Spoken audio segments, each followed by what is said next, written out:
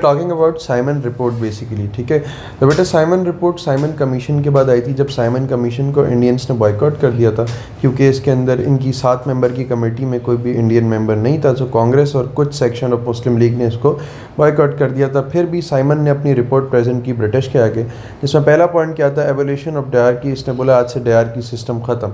और मैं आपको रिमाइंड कराता चलूँ कि डायरकी सिस्टम कब आया था बेटा, मॉन्टेग चेम्सफोर्ड रिफॉर्म्स में आया था, ठीक है। इसमें कौन कौन से सब्जेक्ट थे, reverse subject and transverse, reserve subjects sorry and transfer subjects, ठीक है। तो रिजर्व सब्जेक्ट्स का मतलब क्या है, जो चीज़ें ब्रिटिश ने अपने पास रखी उसके अंदर क्या क्या आ गई थी, पुलिस आ गया था, रेवेन्यू आ गया था, जस्टिस आ गया था। और जो इंडियंस को ट्रांसफ़र की उसमें क्या था, पब्लिक हेल्थ, फॉरेस्ट, एजुकेशन। तो सारी लॉ चेंजिंग पावर जो है ना बेसिकली वो ब्रिटिश ने अपने पास रखी थी। तो इसने ये जो डायरकी सिस्टम है वो ख़त्म कर दिया। नंबर 2, इन्होंने बोला आज से फेडरल फॉर्म ऑफ गवर्नमेंट होगी कि प्रोविंसेस के पास सारी मैक्सिमम पावर होगी। फेडरल फॉर्म ऑफ गवर्नमेंट का मतलब क्या होता है कि हर प्रोविंस का अपना अलग लीडर होगा और हर प्रोविंस के लीडर के पास पूरी पावर होगी कि वो अपने प्रोविंस में कोई भी लॉ इम्प्लीमेंट करवा सकता है बेटा। नंबर 3, साइमन ने बोला कि मुसलमानों को हम सेपरेट इलेक्टोरेट्स दे देंगे। नंबर 4, इन्होंने बोला कि मुसलमान जिन प्रोविंसेस में माइनॉरिटी में है वहाँ पे उनको वेटेज दिया जाएगा, मतलब सीट्स दी जाएंगी असेंबली में। मुस्लिम्स ने जो दिल्ली प्रपोजल में अभी डिमांड किया था कि सिंध को बॉम्बे से सेपरेट कर दो, वो इन्होंने रिजेक्ट नहीं किया था लेकिन पोस्टपोन कर दिया था, ठीक है। और मुसलमानों की ये भी डिमांड थी, ये दिल्ली प्रपोजल की नहीं थी, वैसे मुसलमानों की डिमांड थी कि NWFP में रिफॉर्म्स लेके आए, ठीक है। तो ये भी रिजेक्ट नहीं किया था लेकिन टोपी करवा दी थी, पोस्टपोन कर दिया था, ठीक है। और दिल्ली प्रपोजल की जो हमारी दूसरी डिमांड थी कि मुसलमानों को 1/3 सीट्स चाहिए, वो भी इन्होंने क्या कर दी थी, कैंसिल कर दी थी, ठीक है। सो बेसिकली ये बेटा 2 वॉल्यूम रिपोर्ट थी जो कि अप्रैल 1930 में प्रेजेंट हुई थी, लेकिन ये रिजेक्ट कर दी गई थी, ठीक है। और आगे डिसीजन ऑफ फ्यूचर कॉन्स्टिट्यूशन के लिए, चेंजेस के लिए, लॉज के लिए राउंड टेबल कॉन्फ्रेंसेस जो है ना शेड्यूल हो गई थी, जो कि कब से कब तक हुई थी बेटा, 1930 to 1932, ठीक है। अगला टॉपिक जो हमारे पास है बेसिकली बेटा वो है नेहरू रिपोर्ट। सो नेहरू साहब ने भी अपनी, जवाहरलाल नेहरू साहब जो कि कांग्रेस की पार्टी के थे, गांधी के राइट हैंड थे, ठीक है। तो जवाहरलाल नेहरू साहब ने भी अपनी रिपोर्ट प्रेजेंट की रिफॉर्म्स के लिए, लेकिन बेसिकली ये भी रिजेक्ट हो गई थी। वो क्यों हुई थी पहले देखें। रिपोर्ट में इन्होंने बोला क्या बेटा, इन्होंने बोला इंडिया को फुल डोमिनियन स्टेटस देंगे। डोमिनियन स्टेटस का मतलब कि जो भी पार्टी मेजॉरिटी में है वो इंडिया को रूल करेगी। और उस वक्त पार्टी कौन सी मेजॉरिटी में थी, कांग्रेस मेजॉरिटी में थी। मतलब ये इन शॉर्ट कहना चाह रहे थे कि पूरा इंडिया हमारे कंट्रोल में दे दो, ठीक है। नंबर 2, इन्होंने बोला कि मुसलमानों को ना सेपरेट इलेक्टोरेट दिए जाएंगे, ना माइनॉरिटी प्रोविंसेस में वेटेज दी जाएगी, ठीक है।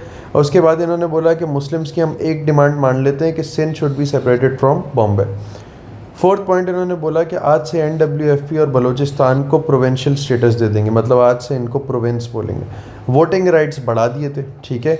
और इन्होंने बोला कि India to be govern on a bicameral system. Bicameral system का मतलब क्या होता है, बाई कैमरल सिस्टम का मतलब होता है कि एक अपर हाउस असेंबली होगी और एक लोअर हाउस असेंबली होगी। अपर हाउस असेंबली समझो अब इस तरह के बड़े मसले डील कर रही होगी और लोअर हाउस असेंबली जो होगी वो छोटे मसले डील कर रही होगी प्रोविंस वाइज, ठीक है। अच्छा, अब हुआ क्या, नेहरू ने तो अपने ये पॉइंट्स दे दिए, लेकिन मुसलमानों को इसके पॉइंट्स ज़ाहिर पसंद नहीं आए क्योंकि मुसलमानों के फेवर में ये पॉइंट्स बिल्कुल भी नहीं थे। तो कायदे आज़म साहब ने नेहरू को बोला कि मैं इसके अंदर कुछ अमेंडमेंट्स करूँगा, अमेंडमेंट्स मतलब कुछ चेंजेस करूँगा, अगर आपको मंजूर है तो हम नेहरू रिपोर्ट मान लेंगे, ठीक है। सो कायदे आज़म ने इसके अंदर 3 अमेंडमेंट की और कायदे आज़म ने बोला, नंबर 1 अमेंडमेंट जो थी वो थी, कायदे आज़म ने बोला पहले तो आप हमें 1/3 सीट्स दे दें काउंसिल में, मतलब वही हमें कितनी % सीट्स दे दें आप, 33% सीट्स देते हैं आप काउंसिल में, ठीक है। नंबर 2 इन्होंने बोला कि मुसलमानों की जो रिप्रेजेंटेशन है पंजाब और बंगाल में वो बेसिस ऑफ पॉपुलेशन होनी चाहिए, ठीक है। मतलब पंजाब और बंगाल में कायदे आज़म को पता था कि मुसलमानों की पॉपुलेशन ज़्यादा है, इसका मतलब ये, तो पंजाब और बंगाल में जो मुसलमानों की रिप्रेजेंटेशन है वो बेसिस ऑफ पॉपुलेशन होनी चाहिए। मतलब कायदे आज़म को पता था कि पंजाब में मुस्लिम्स मेजॉरिटी में ज़्यादा पॉपुलेशन है, बंगाल में भी मुस्लिम मेजॉरिटी में ज़्यादा पॉपुलेशन है, तो इनकी जो रिप्रेजेंटेशन है, सीट्स हैं, वो पॉपुलेशन के बेसिस पे होनी चाहिए। मतलब पॉपुलेशन ज़्यादा तो सीट्स भी ज़्यादा, ठीक है। और उसके बाद इन्होंने वही बात दोबारा से बोली साइमन की रिपोर्ट वाली कि फेडरल फॉर्म ऑफ गवर्नमेंट होनी चाहिए, मतलब प्रोविंसेस के पास पावर होनी चाहिए, ठीक है। सो हिंदू मेजॉरिटी ने हमारी अमेंडमेंट्स को रिजेक्ट कर दिया और कायद आज़म मोहम्मद अली जिन्ना साहब ने जिन्ना के पॉइंट, कायद आज़म मोहम्मद अली जिन्ना साहब ने नेहरू के पॉइंट्स को रिजेक्ट कर दिया। तो ना नेहरू ने कायद आज़म की अमेंडमेंट्स मानी और ना मुसलमानों ने कायद आज़म ने नेहरू की अमेंडमेंट्स मानी, ठीक है। तो इसलिए बेसिकली नेहरू रिपोर्ट भी क्या हो गई थी, फेल हो गई थी। सो नेहरू रिपोर्ट बेटा रिजल्टेड इन फेलियर।